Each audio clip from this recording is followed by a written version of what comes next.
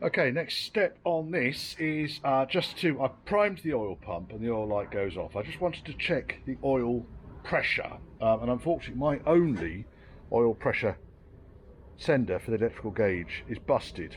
I suspect I probably found out why as well. Look, that terminal's not looking too great there. Which happens.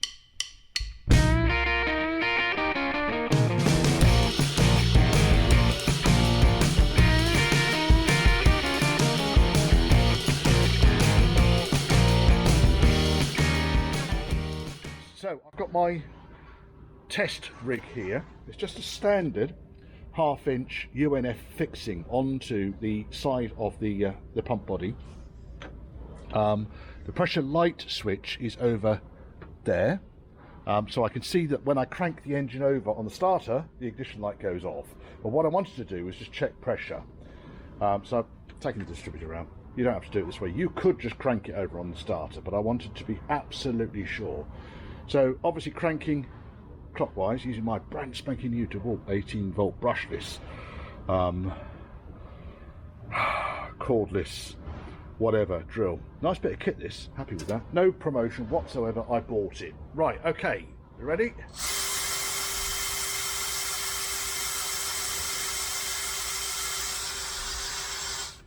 I'd say that's pretty good.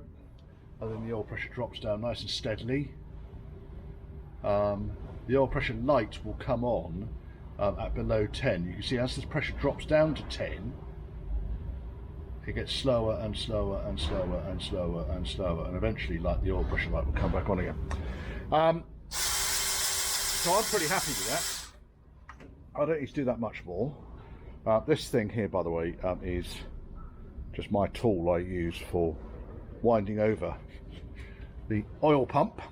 Now, next thing, let's take that off there for a second, put the drill over there.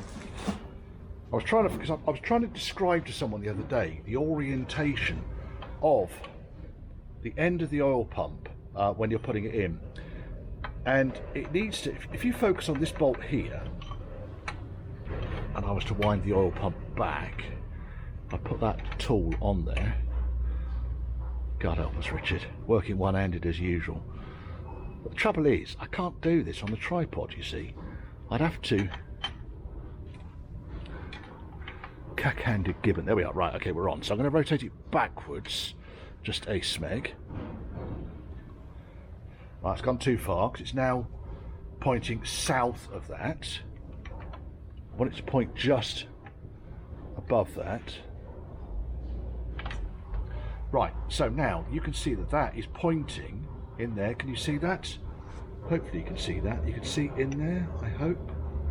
You can see the end of the oil pump drive pointing to this bolt here. That's kind of where I line them up to. So having done that, and I thoughtfully left the engine at top dead centre already, the next thing I do, line up the distributor against the insulated plug. This is a 35 DLM8 distributor, but basically you want to, when this thing goes in, straight on, no problems at all. It's that easy. And then with it in place, the vacuum advance is halfway between the back of the water pump and the thermostat housing, and the rotor is pointing just after the lead screw there, but before the screw that holds the base plate down or the clip, because we're at top dead center and we could rotate this around either way. That's how I do them. You can do them any way you want to, but that's how I do them. And just put the wiring back on there. Right, okay, having done that, I got the oil pressure good.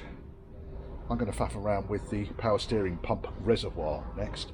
I haven't got an alternator yet, which is a faff, but yeah. Okay, fair bit of background noise, I'm afraid, but I'm just going to do this. Right, so this is the seat box, driver's side seat box. As you recall, there was some deterioration along the bottom edge here. And what I'm basically going to do here is chop it off. What I've done is made up, using another seat box, made up a template for what that should look like. along the front edge there. You see it's angled as it goes along. So what I can do, I think, is I'm going to trim all of this shit off here. This is all going to cut that weld there, trim all this lot back, cut that weld there, line this up, and probably lap weld it in behind, and then just put a skimmer filler over the top of it. But as you can see, when I've taken this paint off, yeah, it's all just all rust underneath. I don't know, you can see it's just been, paint's just been layered on over the top of all of the original shite. It is what it is. I don't know how much time John wants me to put into this, but I'd imagine he wants it to look a little bit better than that. So I'm going to zip the rest of this crap off once I've welded it, and then paint the whole thing when I paint the floor, which is now finished. So this is the rear floor section, which I've completely stripped back. There was only a couple of holes in it. I've left the radio on, so I got to be quick. Left a couple of holes in it, which I've welded up, and that will be rust treated on the inside. Sorry, on the underside. Where there's a little bit of surface rust on it, and then I'll paint it. Right, so you understand? You with me? Now the other seat box is actually in better shape, but it's still got the same shit paint all over it, so I'm probably going to end up stripping both of them and paint them again from scratch. Well, that's the first one done. Still nice and warm. A few porous welds in there because it's quite blowy out there welding. If I turn the gas right up. Once I've flatted those off, and I think when the carpet's installed, you're not going to notice that. And I've welded on both sides, nice and strong, because obviously the seat box supports the seat and the seat belt. So, no fucking around there, folks. This one, this is the other side, it's actually in a lot better shape, this one. I've just started to zip off the surface, and it's ridiculous. Let me show you. Ready?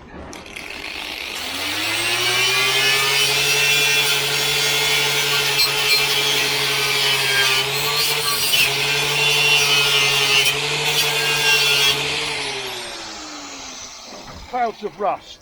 So again, I'm going to do the same sort of thing with this one. I shall strip off on the key areas where it looks like there's rust underneath the surface. Now, the repair on this one I think is going to be a lot more straightforward. So I'm just going to cut myself a nice piece of 18 gauge steel, fold it into a nice L shape, and all I'm really going to do here is on this one, tip it upside down, I'm going to cut along this line here and then just weld straight onto the back and the front. It's a lot easier doing this one. You can see where someone's actually had an angle grinder in there to cut bolts and things off. Yeah, probably didn't realise that the floor was sacrificial. Gates wobbling. It's a ghost train saying, "Weld me, you bastard." Yeah, I think this was going to be a lot quicker. Let me go get on with this before the weather changes. 2nd of November today. Yeah, it's a marked difference from last week, which was actually quite pleasant. This week is fucking awful. Right, so that is that. I'm happy enough with that. One quick thing I just quickly thought of there. Let's just flip that over. That lip probably just goes a tiny bit too far. I'll trial fit it before it goes in, but if I have to just chop, I'm not going to go near it with my hands because it's still red off. If I have to chop that piece off there, then so be it. That'll do. Blue, tiny hole through there, which just ended up getting bigger and bigger, and then turned out to be filler. So I have plugged it front and back. Ouch, that's still warm. Like welded on the lip exactly as I said I would. I think once that is cleaned back, and I'll tidy the welds up obviously, but majority of them, to be honest, once the carpet's on, you're not going to see most of that. Happy enough. Stripped all that black paint off, and basically where you can see bare steel is where the paint, if that was a little bit down there, where the paint really hadn't stuck to anything, and underneath it was rust. So the Palomino stuff is like a very, very thick, probably enamel paint to be honest. It might have been dipped when it was new. It's certainly very tough to get off, which is why I've left it on. Tried to flatten the surface as much as I possibly can, so when I put the Rust-Oleum back on, after I've treated the rust, it will be in a better shape. Yeah, so been over both of them. Now, the only real concern I've got with both of these, so this chunk here, is that someone's gone berserk with the angle grinder cutting the bolts off. Never mind, it happens. It does happen. So here, let's probably get away with that. It's quite strong still. Certainly there, they've gone right the way through. So I just need to fill those up with weld, and then yeah, then I can start de-rusting and paint these things. I might have to move inside though. Yes, it's been quite a pleasant day outside really. Still need to flat these welds back, but let's get the rust treatment on first of all. Do the stuff outside while I can do it outside, and then I'd rather do the hard work outside unless I absolutely cannot. So then, my box of rubbish. Right, weld, I think. Okie doke. Right, so seat boxes are half painted. I'm going to finish off the painting when they're all in place properly. But the seat box itself comes in two distinct sections. We've got the box itself, and then we've got a second rail which goes on this side, which is adjustable, which allows the seat to go backwards and forwards. And what I need to do here is, this thing didn't fucking fit. This is nowhere near fitting. Why is this nowhere near fitting? It's a mile out.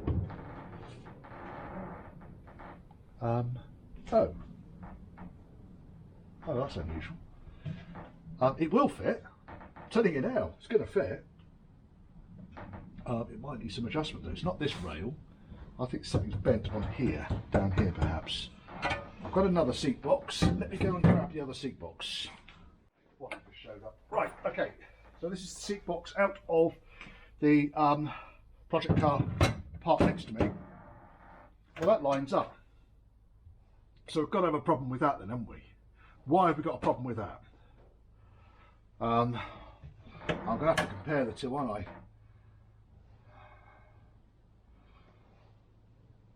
The problem I get, this is quite a common problem here, is I've never seen this car assembled. So I don't know where this seat box has come from. I don't know that it has not been absolutely and utterly mangled at some point, which has caused it not to fit. But let me bring you down here, and you can see that the bolts that go through the top end of the sill line up. The bolts that goes through the support lines up, as do the two bolts on the chassis rail, and these two bolts up here line up. So that's just another seat box. Quite why that seat box doesn't line up, we're going to need to work that one out. And it's this sort of stuff which now, if we're not careful, takes hours. And it's really just down to being logical while you're working through and trying to work out what the fuck's happened to him. I reckon the whole fucking thing's twisted. I reckon that it's had a shunt at the back end that way, because looking at it, if I put that straight onto the floor, I'll bring you around again. Clank, clank, clank, clank, clank, clank, clank. So what I'm basically doing is I'm looking down from above and I'm lining up the front edge. I know it might not necessarily be straight, but you can already see how far out we are. So it's possible that this thing has been pushed quite hard there. Maybe the seat's been dropped. I don't know. I really don't know. We've got quite a solid bar across the middle here, which would explain why both sides have bent and not just one. Where do we go with it? Well, we can go two different routes. We can either, well, first and foremost, we can take the customers, our other customers' blue seat box out and put that back out of the way again, because obviously we're not going to donate this one to this project because it belongs to someone else. I'm only using it for trial fit. Pop that down there. Let's bring this chap back in again and see if we can suss out the extent of the problem. Now, if I line this up so that it is, so I can't even get it equidistant from the bloody It's a fucking mile out. How can it be a fucking mile out? How can that be a mile out?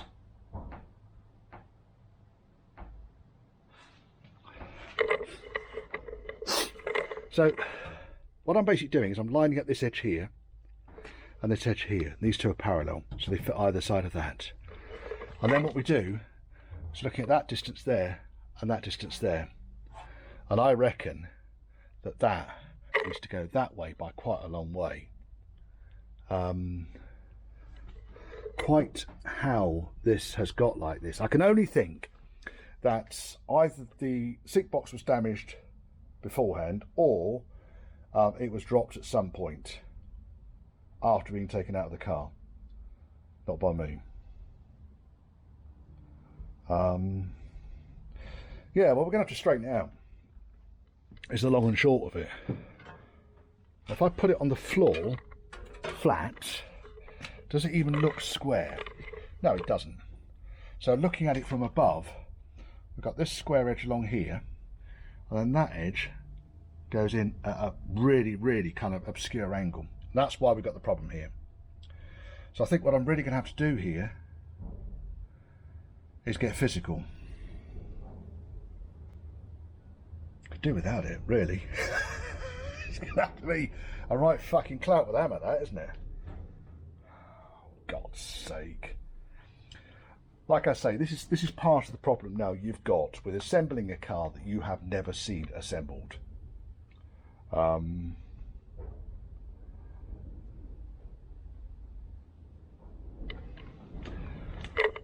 Well, I've got nothing to lose, so we can see on this corner here. I can't see any damage on it. I think it's actually bent along this line here, because that doesn't look straight to me. That's bent down there. And because it's bent down there, and because of that big hulking bar across there, it's pushed that side that way. So it could well be that getting an hold of that side and clouting it one with a hammer brings it back into alignment again. Oh, I wish I'd seen that before. But it's good to know that a standard seat box out of another car does fit. Because there's no way with the runners run parallel. The runners should be parallel to this edge here. Let's get a straight edge on this. Let's go a bit scientific. Right, the other thing that I've done is I've agreed with the customer that I just can't be asked with this fucking Rover ST1 cover anymore. I've had enough of it. So I'm going to clean up this. This is a proper Range Rover cover. Clean up that, put the oil pump off it, and just go down the route of doing it as the factory would have done it, and stop trying to reinvent wheels, because it's just taking hours and hours and hours of time. Right, can we see the work, mate? We can see the work, mate. Okie doke. Now, let's put this on here. Let's get a straight edge. A square edge, sorry. Square edge. So if I run that, how can I run that? Because this piece is in the way, you see. I reckon that's a good inch out. Because if I put that straight along there, run it more or less straight along the side there, we can see even at the front here, we can see it's moving away. It's getting a lot closer. We can actually see these bolt holes at the front here now, and I can actually push it and over and into the place, into the right sort of area. You can see the whole thing is twisting. It's twisting along this front edge here, along here. So I'm going to carry on manipulating as I have done. And let's see. I should be able to do this. I think we're basically there. If anything, it might have gone a millimetre too far.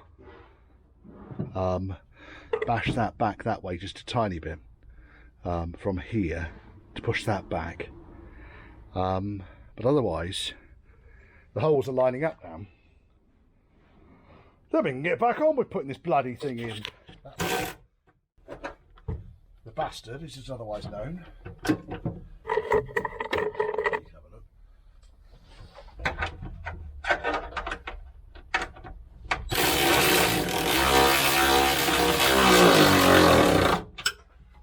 Okay. And this one in here, you can't reach with a torque wrench, so you do it with a ratchet spanner the right way around, of course. Right, now that's roughly aligned, I can paint this thing. I'll need to tighten all these bolts up first of all, but that's it, seat box in. You saw the challenges. New fixings throughout. Yes, and the floor there just needs to be pushed up just a tiny bit. Only, well, half a centimetre. But you can see there's issues with the floor around and about, so I need to go around with a block of wood and a jack and just basically jack up, selectively jack up to bring the floor up to a level where it needs to be. When it comes to these things, by the way, I actually prefer these Acme bolts. They go in quite nicely and they hold it down nice and tight. I've got a standard kind of like a dum-dum body sealant in between that and the floor. Nuts and bolts on the two edges. It's not going to come out. It's not going to rattle loose. Yeah. Well, in theory, the seats could go in, but they're not going to go in until the windscreen's gone in.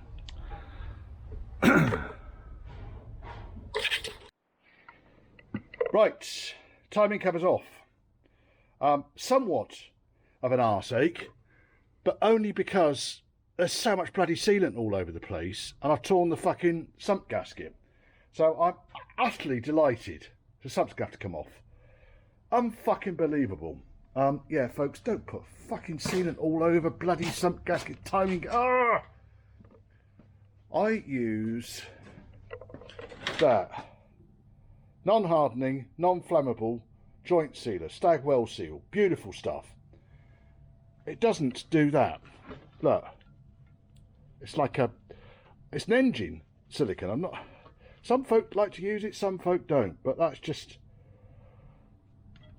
Thank you very much. Now, what I've done, you can actually come over here and observe me shouting at this fucking thing. I've taken the oil pump off the customer's cover. Just wants a clean up. It's got Vaseline or something in it already. I couldn't tell you what it was. Some gloopy compound. What I'll do is I'll pack it out with Vaseline.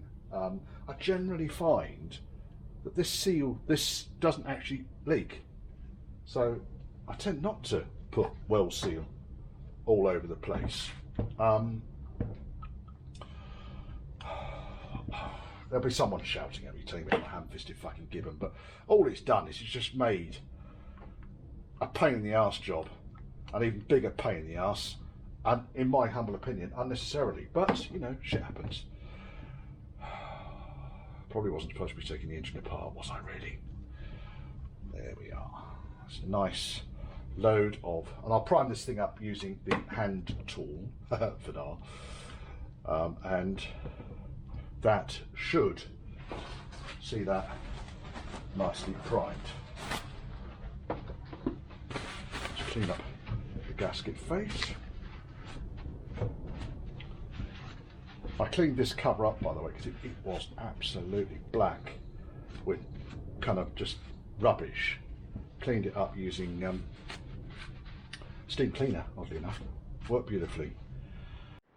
Right, battery ran out. Now, originally, this pump was held on with these socket head capped bolts and a world of fucking pain and aggravation, and like this thing down here. I really don't like them. It's too much bling, not enough bloody effort. Anyway, I'm putting the original bolts back in on this just because I'm a cantankerous old bastard, probably. Now, the other thing that has happened was every single one of the main timing cover bolts fixings to the front of the engine was loose, finger tight. I don't know why. this is the problem you get with this one here, is actually tucked in and underneath the lip where the oil pump goes. So this one's got to go first. And once this one's in, then you can put the others in. Torque them up to Land Rover torque number 3. And all I've basically got is a 12 pointed 5/16 spanner to do the job. It does the job beautifully. Right, it's that one and that one.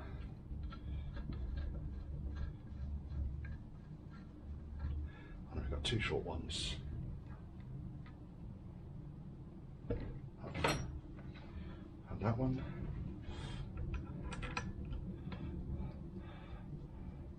It's basically because of the love of these socket head bolts fixings. I had to take the oil pump off to get this one down here out, which usually I seem to recall was actually fitted as a stud with a nut on it. Yeah. So apart from that, everything's going swimmingly on this job so far. Absolutely fucking swimmingly. Torn the sump gasket, whole load of loose fixings, whole load of fixings that I'm just not comfortable with, and I still haven't got, I had to destroy the oil filter as well to get it off because I couldn't get the oil filter off.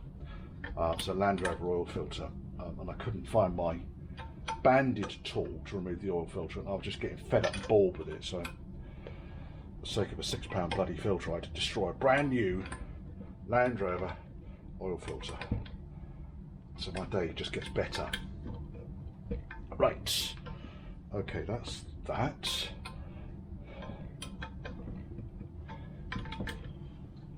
Okay, now does it turn? Yes, it turns. Hear it glooping backwards and forwards there. Yeah, that steam team did quite a nice job of tidying this thing up. Very nice, happy with that. And I've moved the kind of the mud guard splash shield off the front of the customer's original timing cover and popped it onto this one. Now, what I really need to do next, I think, is to go and clean up the remains of the old gaskets from the front of the engine. The majority of the gasket is still there, but as you can see, whoever built it has used a glue on there, which makes it difficult to get off. I thank you. I mean, yeah, Rover V8s leak. I know that, so maybe it's just been done. Blah, blah, blah, blah, blah, whatever. The other thing is, we've got that bolt through there. Now, normally I put a bolt in from the top, but that's not a bad idea, that one. So we take that bolt out of there. That's for the distributor drive. It's going to be a 9/16, I would have thought. Oh, it is. Is it going to be?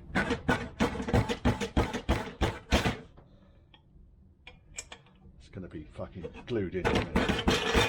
You know it already. It's already right. Fuck that. Can't be asked. It's been glued in. So there we go. That can go back into the customer's stash of parts. Don't need it. Don't want it. Going back to as it should be from factory.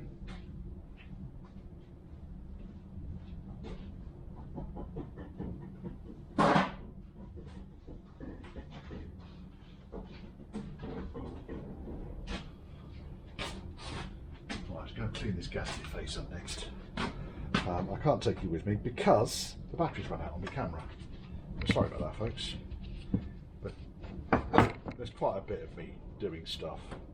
Oh, the reason this oil pressure switch looks so shit is because the one that was supplied with the engine didn't do anything, didn't work. So I changed it. Right, that'll do that. My oil pump gears, which are all shagged out.